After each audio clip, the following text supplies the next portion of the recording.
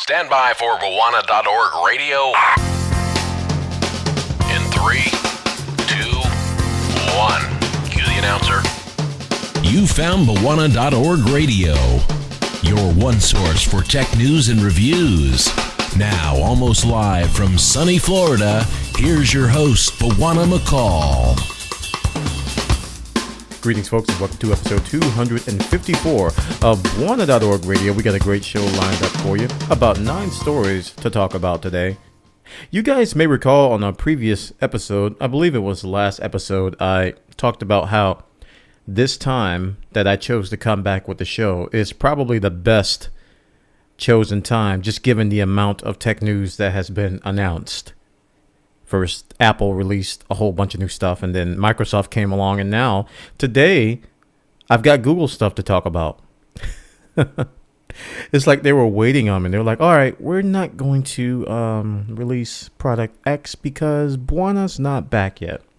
Let's wait for him to get back in the saddle, and then we'll release some of this good stuff. But it's going to be a great show. We got a lot of new tech to talk about. The companies want our money, guys. Lots of new things are coming out at the end of the year. Big shopping season. People save their money. A lot of people save their money for this time of year. And Microsoft wants it. Apple wants it. And we're going to hear about how Google wants it today. Now, we also have some other stories. We're not just going to focus on all Google, but I think we're going to have enough diverse stories to entertain you, because that's what this podcast is for, right? Right. Got a great show lined up for episode 254 of Bwana.org radio. It's time for Bwana.org radio's tech news for this week. And for our first story, we're going to talk about Apple. Apple on Monday announced a major reorganization of the top leadership of the company, the executives. And when a big company does that, you take notice.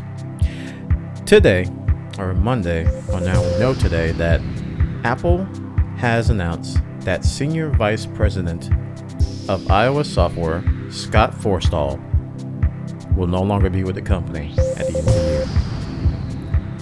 year. Yeah, this was the guy that people, including myself, saw as a potential candidate to succeed Steve Jobs. And I was a little bit shocked. Now, also with this reorganization, the recently hired Senior Vice President of Retail Operations, John Browett, is also leaving the company and the executive board.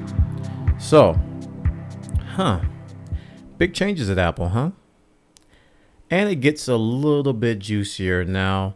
Mr. Tim Cook went on record, and this is a statement to go along with this. He said that we are in one of the most prolific periods of innovation and new products in Apple's history. The amazing products that we've introduced in September and October: iPhone 5, iOS 6, iPad mini, iPad, iMac, MacBook Pro, iPod Touch, iPod Nano, and many of our applications could only have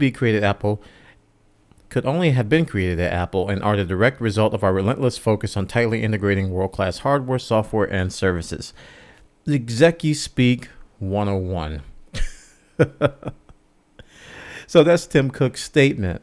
I'm a little bit surprised by this because listen to this, guys. Scott Forstall, the just do man. You just do. You don't have to think about it. You just do. It's totally blow away. Scott Forstall, apparently, according to the Wall Street Journal, refused to sign his name to the public apology over the Maps app on iOS 6. Now, if you've been missing the news about the Maps app on iOS 6, apparently it has its issues. It's beta quality software, which was released as full-blown software, to put it lightly. Now, personally, I haven't had major issues like a lot of people have, but there are certain parts of the world where the Maps app literally just doesn't work. It's completely wrong. and it'll lead you in the wrong direction, which is not good, especially since Google Maps, the app it replaced, was so well known for being accurate, and it was very, very mature. Google Maps has been around a long time. So Apple Maps comes along, promises a better experience, and it ends up being worse for a lot of people. Now, Mr. Scott Forstall, apparently, as a result, this, like I said, this is according to the Wall Street Journal. It's kind of hard to believe this. I believe that he refused to sign an apology letter, but that was the straw that broke the camel's back. Now, there's rumors going around that Scott Forstall and Tim Cook didn't get along, and that when Steve Jobs was alive, Scott Forstall, was one of his closest, executives, apparently. I mean, lots of rumors going around because this is like soap opera for the tech world, lots of drama and very little facts coming out. So I'm taking a little bit of a wait and see approach because even though this thing about the apologies at the Wall Street Journal, I'm going to wait a little bit and see if I can find some more facts regarding this because it just seems very emotional what's coming out of this. As for the reasons behind his departure, because sure, Maps is Apple's current lemon. Before Maps, it was Siri. And I didn't think Siri was that bad, but, Apple, people don't want to admit it. They don't want to step up to it, but Apple is placed on a higher standard than other companies. Even when they release something, people say, oh, this is not as good as what we have, but yet and still, they put them at a higher standard. So if something comes out from Apple that's buggy, it's amplified times 1 billion. That's that higher standard. So when Maps was having all of these issues, somebody had to take the blame. And Tim Cook, I mean, I really admire him for the letter that he put out regarding the quality of Maps. I think it came out shortly after Maps was released. And he basically apologized, saying that, this is not the type of quality we want coming from Apple. I don't know. Maybe that's the apology letter that Scott Forstall refused to sign. But anyway, check this story out, guys. Over on gigaohm.com, the big news with this is that Apple restructured, but the man behind iOS, he's the face behind iOS since day one. When I say day one, I mean since day one of the iPhone. Scott Forstall was there with Steve Jobs back in the Next days when Steve Jobs was at Next. He followed him to Apple from there. The guy's been around a while. I'm pretty sure he worked his way up. And for him to be gone like this, a lot of people are saying that this is Tim Cook's Apple now. This is Tim Cook's company. Make no mistake about it. I don't think this is a statement by Tim Cook to say, hey, this is my company, you're fired type thing. Maybe it is. I don't know. But I don't believe it is. But check it out. GigaOM.com has the details. Scott Forstall out at Apple. Now we're going to talk about Google. Google announced via press releases and outlets and blog posts and through partners, because their event was canceled in New York City. Google has announced a brand new Nexus line. And I kind of like how they're naming their products. They're going by the screen size. 3 new Nexuses. Nexus 4, Nexus 7, Nexus 10. The Nexus 4 is going to spout. It is going to tout a 4.7-inch screen. The Nexus 7 that was announced is going to have a 7-inch screen, 7 point something. I don't think this article has the exact specs. But then there's going to be the Nexus 10, the 10-inch tablet, which is going to be a direct competitor to the iPad and Microsoft Surface. So let's talk about these a bit. Nexus 4 is going to be sold both in the 8GB and 16GB versions. It's going to cost $299 for the 8GB and $350 for the 16GB without contract. A T-Mobile version with contract is going to cost $199. Pretty good prices. That's the first thing that hit. I was like, okay, that's pretty affordable for a smartphone. It's pretty much the standard, I think, when it comes to the Nexus line of phones. I don't think Nexus phones have been that much higher than that recently. So I didn't expect it to be $500, tell you the truth. Now let's talk about the specifications a little bit. It's going to have Android 4.2 Jelly Bean, which is the big story. 4.2 is the newest version. Lots of new features in that. Also, it's going to support 3G and HSPA+. It's going to have 2 gigabytes of RAM, an 8 megapixel rear camera, 1.3 megapixel front camera, 15.3 hours talk time, and 390 hours standby. It's going to have a 133.9 by 68.7 by 9.1 millimeter size, and it weighs 139 grams. It also supports NFC and wireless charging. And wireless charging is something that we saw with the Palm Pre, and really nobody's really jumped on that since this. So the Nexus 4, pretty impressive specs. Now, a couple things that surprised me about this is that they left out LTE network access. The only reason it surprised me is because of my perception. And this is my fault. Because the people that I follow on social networks and read, a lot of these people are borderline Android fanatics. So when Apple's iPhone 5 came out without LTE, they threw a fit. They went crazy. How in the world can you release a phone in this day and age, your flagship phone, without LTE? And these same folks, and I do mean same folks, are taking an apologetic tone with this, that the Nexus 4 doesn't have LTE.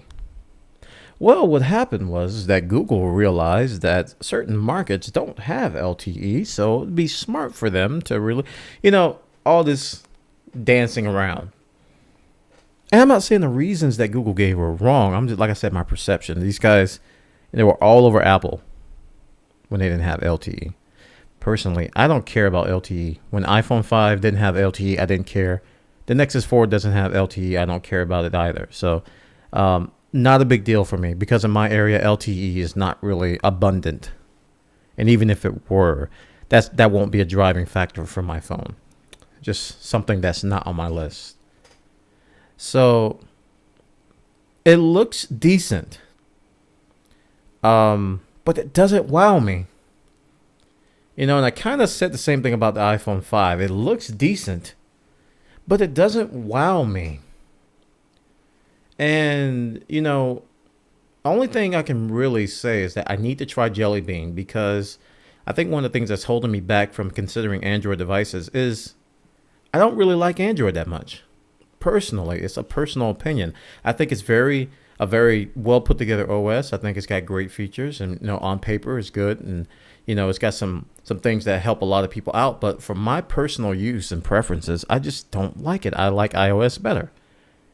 And that's a personal thing. And I said it before that I recommend Android to everybody. Everybody in my family has Android. I'm one of the few in my family with iOS. So that doesn't stop me from recommending it. But I wasn't wowed by this, because you can have the best specs in the world. You can have the best screen. You can have the best camera. You can have the fastest chip. You can have the newest wireless technology. But if the OS doesn't work for you, it's so useless. I say, boy, why don't you get a custom ROM? Why don't you get this? Why don't you get that? I could do that now. I don't have to go out and buy the best and then get a custom. I can do that right now. It'd be a waste of money for me to get this hardware and to put iOS on it, because that's what I'd be trying to do. I'm not an Android guy, guys. So that's the Nexus 4. Looks really good on paper, specs wise, but it didn't wow me, didn't blow me away. The next thing they announced was the Nexus 7. The Nexus 7, and I probably need to find a better site because this article didn't give me all the specs, but you're going to get more storage for less money. I'm sorry, this is a statement. He's going to get less storage. Anyway, 16 gigabyte version of the Nexus 7 costs $199, and a doubling of storage is available for $250. And they're going to add an HSPA Plus model with 32 gigabytes of storage capacity for $299, and it's going to work on AT&T. So that's the 7-inch tablet. Nothing really about the specs in this article. So I'm going to, go to Google's site and see if they have it here, because I don't want to cheat you guys out of that. I thought the site had it. Nexus 7. Let's see. So basically, that's all they said on the website. That they're going to have a GSM model, HSPA Plus model for $299. That's essentially what I said. 7-inch Nexus, different size, different flavors, Android 4.2. Now, let's get to the highlight. The highlight of what Google announced. And, boy, here we go. The Nexus 10. The Nexus 10. And here's where Bwana's perception is going to come in again. This is going to be a tablet. 16 gigabyte for $399, 32 gigabyte for $499. It's going to be available November 13th. And let's see, in the Google Play Store for US, UK, Australia, France, Germany, Spain, Canada, and Japan. So if I didn't name your country, you're not going to be getting that just yet. Now, the big story, and I think what everybody's talking about from this announcement, is this tablet's screen. It's going to have a 2560 by 1600 resolution, which is kind of better than the Retina displays on the new iPads. 2560 by 1600. So they've packed a lot of pixels in there. And on top of, Android 4.2, those are the main two things that stood out for the tablet. And we're getting to that point, guys, to where, hey, we're going to be looking at screen sizes now. We're going to be looking at how many pixels. We're going to be looking at, we're going to be looking at chips and their speeds. We're going to be looking at how much RAM, how much storage. It's almost like PCs today. There's only so much you can innovate. If you look at the PC market today, I'm talking about desktop PCs. How do you innovate? All they do is they throw better specs at you. Same with monitors, bigger screens, more pixels. I think we're hitting a stagnation point with tablets. That doesn't excite me. Having a better screen doesn't excite me. Now, I love the Retina display. When I first saw it, I was blown away, and this is going to be more pixels than Retina. So yeah, yay. It's not enough. That's why I said I need to try Android 4.2, because if something in there excites me, then this might be something I would consider.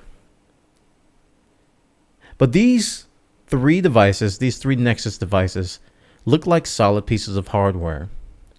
And the Google faithful are probably have already pre-ordered them. And people in the market for a tablet who've been waiting on an Android tablet probably are going to get the Nexus 10, and you're going to be very happy with it. Nexus 7, I don't know. That's kind of I don't know about that one. That's the only one I'm kind of iffy on. The Nexus 4 and the Nexus 10, I think, are going to do really well for their markets. Now, the Nexus line of phones is not the most, it's not the dominant phone in the Android market.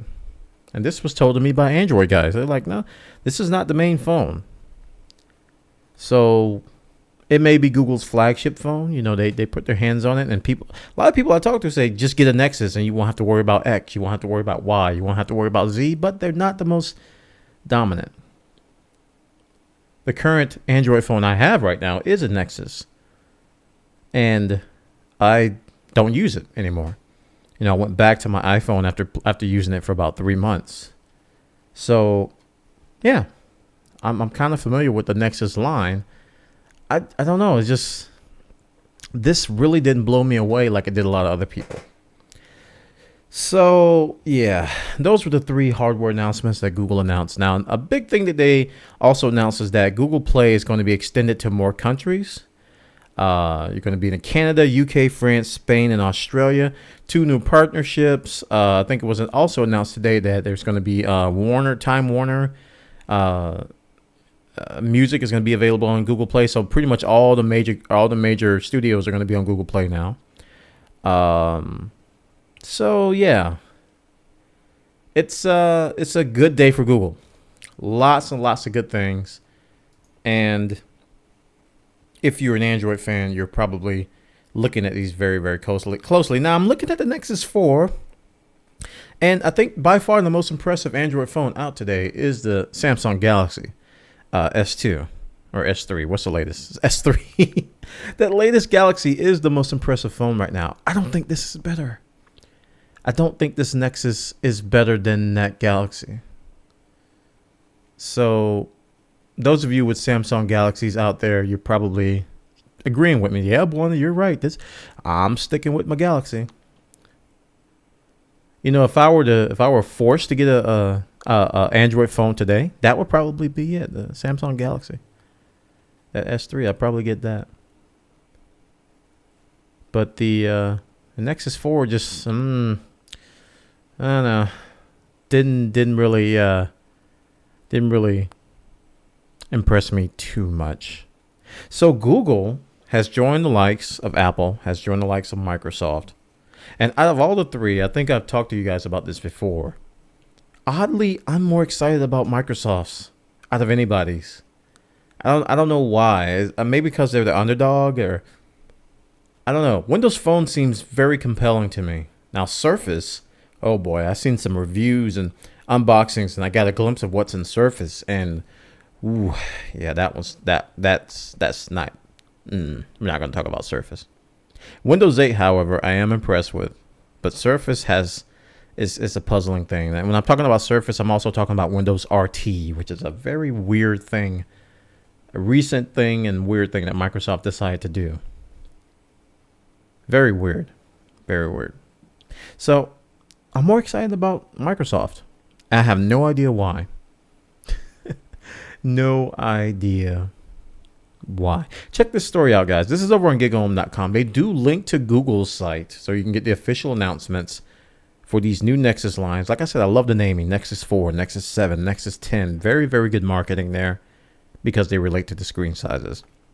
The specs are good on paper. Android 4.2 is going to title a whole bunch of new features. So if you're in the Android world, you've got great reason to be excited. Check it out.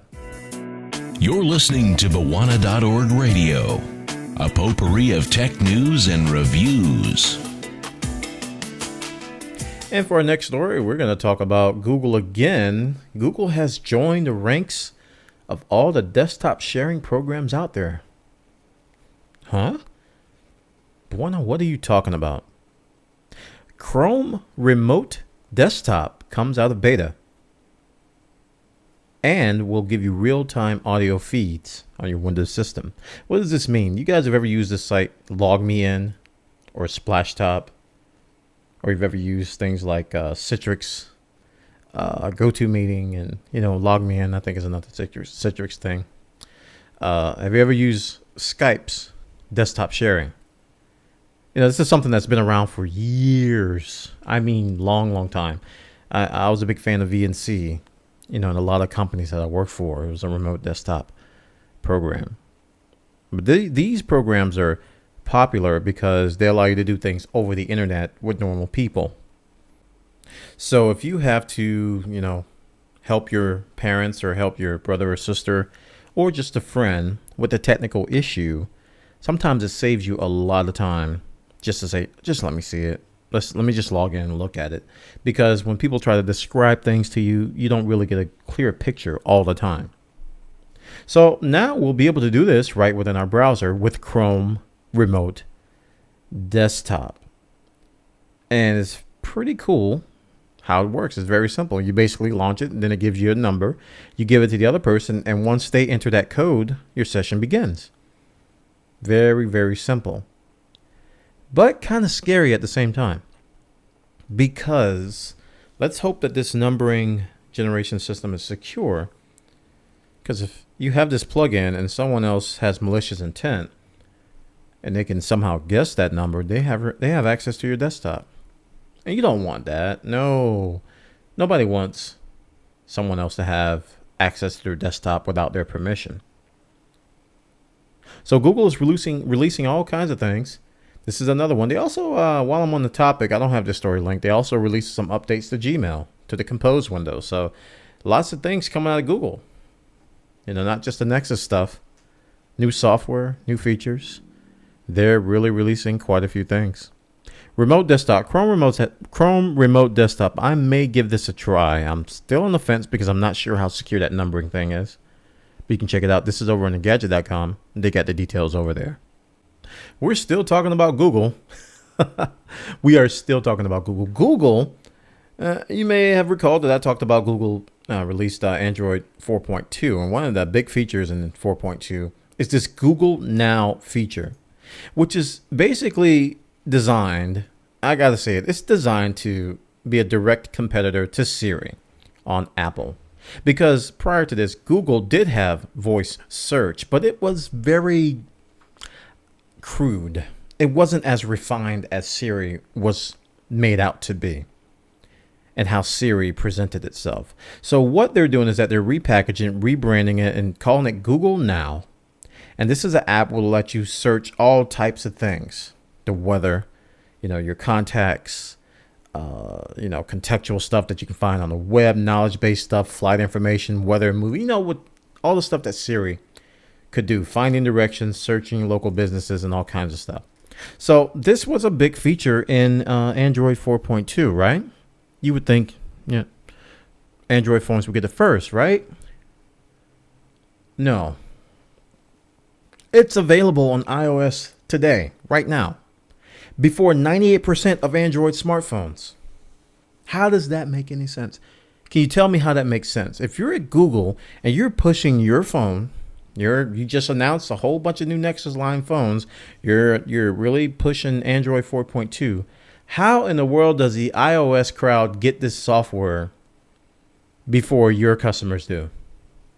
Now, if you're Google faithful, you're going, Google? What about us? Now, I've got theories as to why Google's doing this, but from the end user perspective, it kind of stinks. The app looks very impressive. I've installed it on my phone, but I haven't used it, but I'm looking at these screenshots. It looks very impressive. Probably something that I'll use. What's the weather like in San Francisco? And then it pops up all this stuff. What time does this movie start? It's basically the Siri functionality that you've seen in the commercials. Something that's really being popularized amongst a lot of mobile OS developers today. So,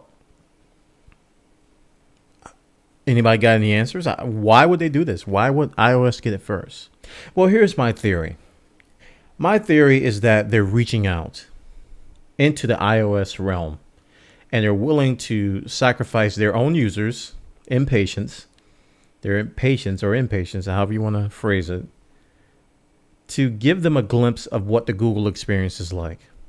So when you get this Google Now and you use it on your iPhone and you get an enjoyable experience from it, and then you see a commercial on TV talking about how much Apple sucks, to put it bluntly, all these Android commercials that basically diss Apple, they're not even holding back anymore. You may think twice about that next purchase. You may think twice about getting that Galaxy S3 because you've tasted the nectar. That's my theory as to why they're doing it early. But to me, that's not good enough. It's like the video. That's not good enough.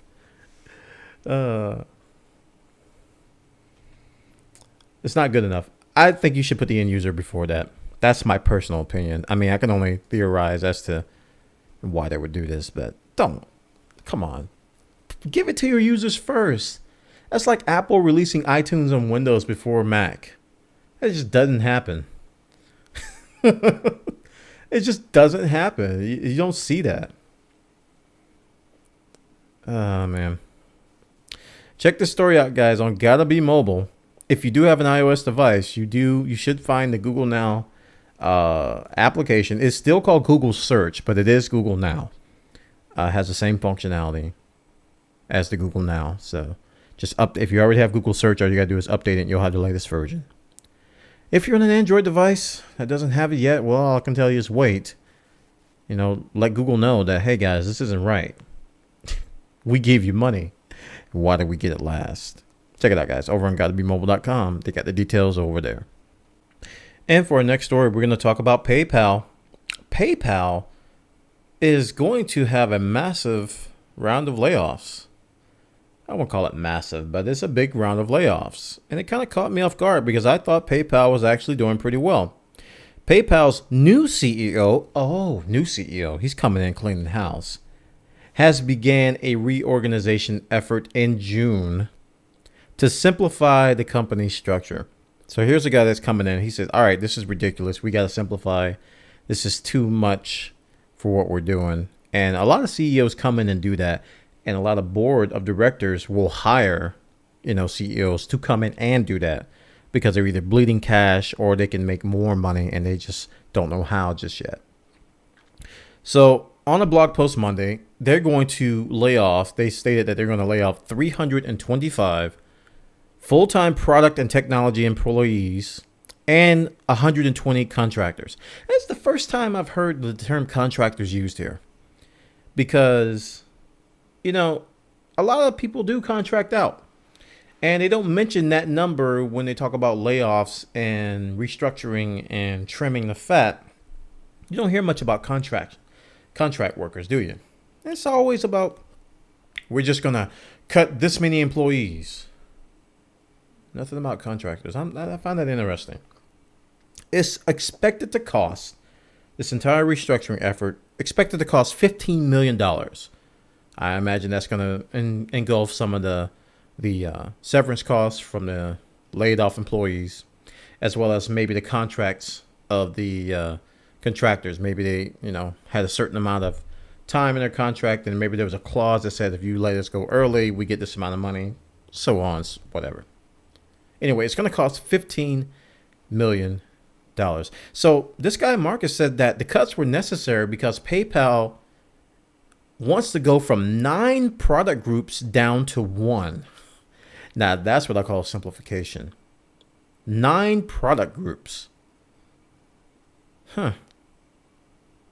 9. Think about what PayPal does and what they offer. Okay, they have merchant services. They've got personal stuff. They've got the eBay stuff. They've got this new swipe thing. They do quite a bit. They interface with banks. So I imagine that's going to be, kind of a thing. They deal with donations and nonprofits. 9 product groups. I can kind of understand how they could have 9 product groups, but he's going to trim them down to 1. Now, if they have a product group called the curtains group and the bathtub group and the rug and carpet group, then yeah, you probably need to cut those. But the company has been. This is why I was surprised that the company's been doing well with revenue up 23% in the most recent quarter to $1.4 billion. But Marcus feels, this is what the article states, Marcus feels like the company's too bloated and needs to be more nimble. And I agree. I agree wholeheartedly. If you've been listening to a lot of what companies are saying out there to the market, to the shareholders, in this economy, that's where companies are going. They're trying to be, flexible. They're trying to be, lightweight so they can adapt and adjust to the conditions. But I didn't think PayPal would be one of them, but I guess this is something that they need to do. Check it out, guys, over on GeekHome.com. PayPal's reorganization costs 325 layoffs, $15 million. And don't forget about those 120 contractors. You found Bwana.org radio. Tech news and tech gadgets for the hardcore geek in all of us.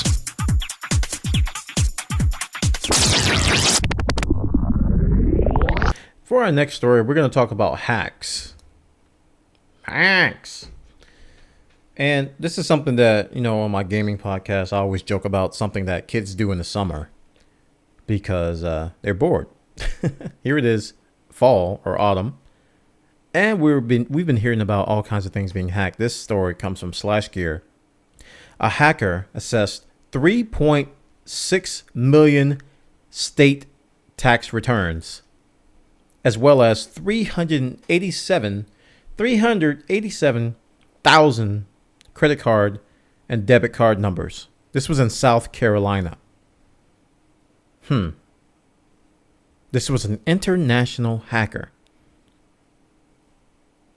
This breach happened when the hacker infiltrated the South Carolina Department of Revenue's computer system, where state returns from 1998 to present resided containing unencrypted Social Security numbers. Oof. And 16,000 unencrypted credit card and debit numbers. You know where we're going, right? You can probably feel where we're going. So since then, the security breach was completely closed by October 20th. Like I said, this happened back in August. State officials stated that it did not appear that much damage had occurred between the discovery on October 10th and the repaired system 10 days later. The hacker failed to access all of the tax information. State officials revealed that the hacks originated from an international IP address, but did not specify the country proxy. That didn't tell us anything. So, wow. Anyone who has filed taxes in South Carolina from 1998 to present, this is what the article states, whether via paper or online, has been asked to call a number that they have here on this page. Now, the key term that I see here that bothers me is unencrypted. Anytime, if you run a company out there, guys, or you're working with a company, or this is some advice from your good friend Bwana. Anytime you have sensitive information, anything, such as a password, a social security number, an account number in some cases, encrypt it. What? Encrypt it. Encryption's hard. I don't care. Encrypt it. It makes no sense to have this type of vital information sitting on the system unencrypted.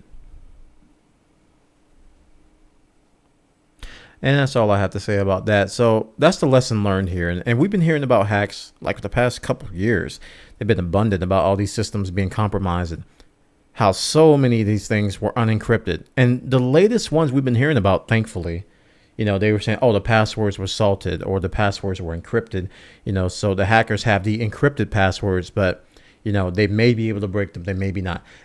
Put that line of defense up, because some hackers are even, they're depending on the type of data or how much money they're going to return, they won't even bother to try to decrypt the information.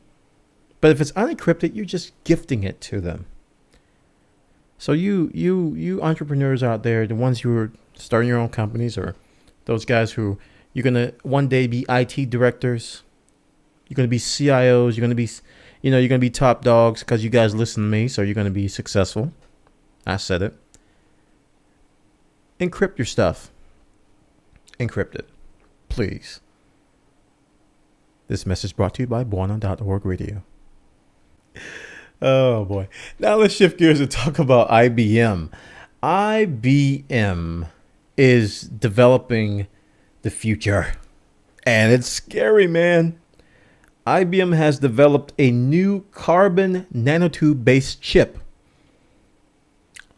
Well, Bwana, that doesn't sound very exciting. Yeah, this is pretty interesting. By combining chemistry and science, processing, and engineering expertise, IBM researchers have come up with a new chip technology that will allow the industry to get more powerful, yet smaller and lower power consuming chips, which essentially is the hurdle that we're faced with right now in technology, especially with microprocessors. The trade-off between size and heat, as we're starting to hit a wall really fast. This new technology breakthrough, according to the article, will help us keep transistors, the basic building blocks of our technology-infused world. They're going to keep them smaller and maintain their power. These scientists have been able to place and test over 10,000 carbon nanotube transistors on a single chip using standard semiconductor processes. 10,000. It's a series of tubes. Nanotubes. So, the first thing I saw with this, let me tell you my first impressions. I saw the word carbon. And we just happen to be carbon-based life forms. So I'm like, oh, great. They're using human skin to make computers. It's Terminator. We're done. We're finished. Game over, man. Oh, man. But yeah, that's essentially the same material, carbon. This is viewed as a new wonder material. Ooh. And scientists are trying to find new uses for it in chips, energy storage, conversion, and DNA sequencing. You see all that? Yeah. Them tubes, man. It's a great paragraph here. Carbon nanotubes represent a new class of semiconductor materials whose electrical properties are more attractive than silicon. Can you believe that? Their electrical properties are more attractive than silicon, particularly for building nanoscale transistor devices that are few tens of atoms across. Few tens of atoms across. Atoms. Electrons in carbon transistors can move easier than in silicon-based devices, allowing for quicker transport of data. It's going to be faster tubes, in other words. The nanotubes are also ideally shaped for transistors at the atomic scale, an advantage over silicon. These qualities are among the reasons to replace the traditional silicon transistors with carbon, and coupled with new chip design architectures will allow computing innovation over a miniature scale for the future. Can you say implants? I knew you could. This is some stuff. It scares me because I know how this stuff can go wrong, not just based on movies, but based on my knowledge of science. And man can be a little bit ambitious and make mistakes. But here's to hoping that the people behind this have some good sense and we don't go stripping humans of their carbon to make transistors. Because doesn't this sound like the Matrix type stuff? Remember in the Matrix how they, when people die in the Matrix, they basically reuse their organic material to help the machines. We're carbon-based life forms. Will we be melted down into a goo of carbon-based materials to make carbon nanotubes for the machines to take over the world? Tune in next week. I don't know.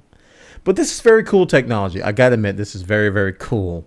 But you guys know me. I'm always looking at things from a certain perspective. Carbon nanotubes developed by IBM. Very, very interesting stuff. Check it out, guys. Over on gigaohm.com. They got the details over there. And for our next story, we're going to talk about recording audio, which is something I happen to be doing right now on a computer. But can you imagine recording audio 134 years in the past? Yeah, but now you get to actually listen to it. Thanks to some researchers over at Berkeley Labs. They're restoring an 134-year-old recording. They have turned the oldest playable recording featuring an American voice and the first recording of a musical performance into something we can listen to today. The original recording was made in 1878 in St. Louis via a phonograph. It's a 78-second long audio file. It was made onto a piece of foil measuring 5 inches by 15 inches, which is shown in the diagram here. The foil was placed into a cylinder, which someone then cranked via the hand crank while the audio was spoken. Normally, the foil would be destroyed after a few playbacks, making this an exceptionally rare souvenir. So now the recorded audio is made available at the Museum of Innovation and Science. And they own one of two other remaining playable foil recordings. And the other one is at the Henry Ford Museum. Very, very interesting.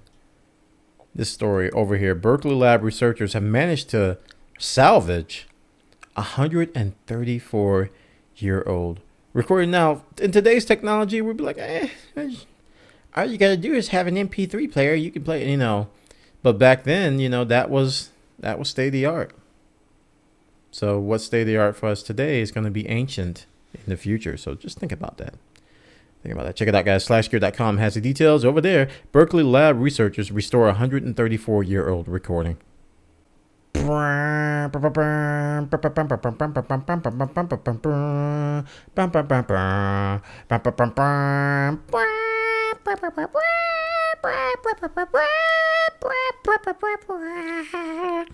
Yeah, Star Wars.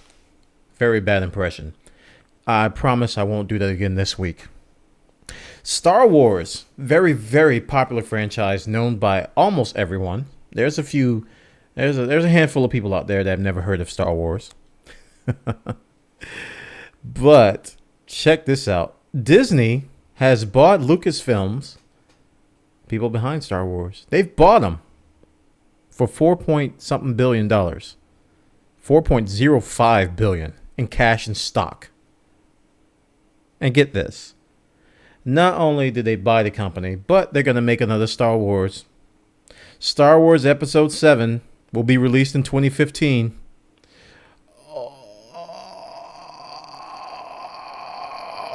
Okay. Must contain excitement. Must contain smiling. This guy here sitting in this chair talking to you is a big fan of Star Wars. Yes, he is. He's a big fan. Kathleen Kennedy, co-chairman of Lucasfilm, will become president, reporting to Alan Horn, chairman of Walt Disney Studios.